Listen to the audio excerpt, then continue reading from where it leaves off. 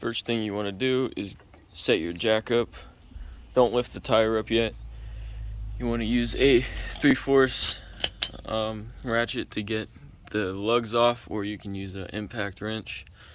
And if you can't have enough leverage with the ratchet, use this little removable thing as leverage, this arm right here, and take the wheel off.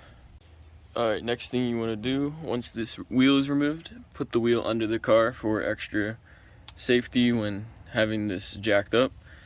And you probably also want to use a jack stand. The next thing you want to do is get a screwdriver so we can remove this caliper easily. And I'll show you what to do. Get a flathead screwdriver, a big one and a small one. You're going to start with the small one. You're going to go behind here so you can see where the piston is. And the piston is right there. You can see that little boot thing. You want to take your screwdriver, come on, focus. You want to take your screwdriver, put it on the very edge right there, and then just smack your hand on it so that it sticks in. And you might be able to do it without. Let me try doing it by hand. You want to use the leverage to try to remove that piston out.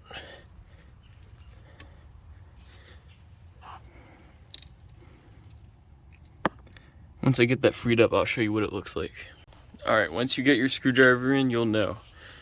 Just go on the edge of that piston right there, hit it down with your hand if you can, and once you're done, that should be wiggly like that.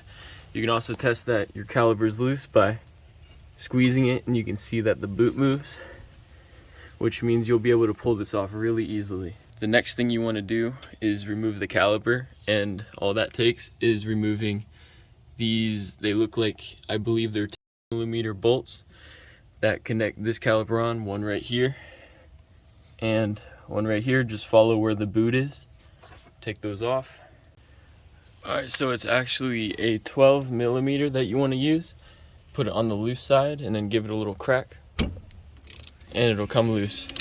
Do it to the same on the bottom side right here. Crack it loose and take those bolts out.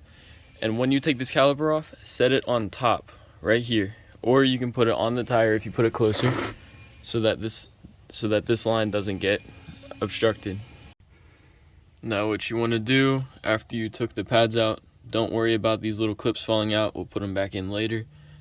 Next thing you want to do is take these big, they're 13/16 size sockets, and you want to take these giant nuts off. You're probably going to want to use a 1/2-inch ratchet because it's longer and thicker. You'll end up breaking one of your other ratchets. Put it on there, make sure it's snug, and then you want to hit it with a hammer in this direction so that it will come loose. And now it's coming loose. We're going to take that off, and this whole piece right here will come off. Alright, once you have that bracket off, super easy, just slip this old rotor off. You want to put your new one on, and what I'm going to go ahead and do is clean up these parts, and we're going to put them on the reverse way. I'll also show you that, and then you're going to do the identical thing to the other side. Easy as that. Now before you put everything back together, you have to clean off the surface of your rotor, your new rotor. And to do that, I just took a couple paper towels, and you want to get some brake parts cleaner. I got that at Walmart. You want to spray this surface down that your brake touches, and then you want to wipe it off until this is white, because they put grease and stuff on this when they're packaging so it doesn't rust in the package. But once you do that, you want to put this rotor on the other way. This is the opposite way, like this. Let me show you the right way to put it on. You want to put your rotor on just like this, so that this part's sticking out, that there's an offset right here. And then we're gonna start putting everything back together. So first comes this bracket, and another thing I'm going to do is I'm going to take these pins out. You see how hard they are to move? They should be moving back and forth really easily. And if they're not, you can take them out, clean them, the little pins, and then you can use brake. I'm using wheel bearing grease, or you can get the actual grease for these and grease them so that they go in and out easier. And then we're going to put it back on. All it takes is cleaning off some of the grease of the pin using some of this grease, and you can see the big difference between the two. This is with the new grease in it, and this is without. This is before. Barely any movement, and that'll help make your brakes a lot smoother.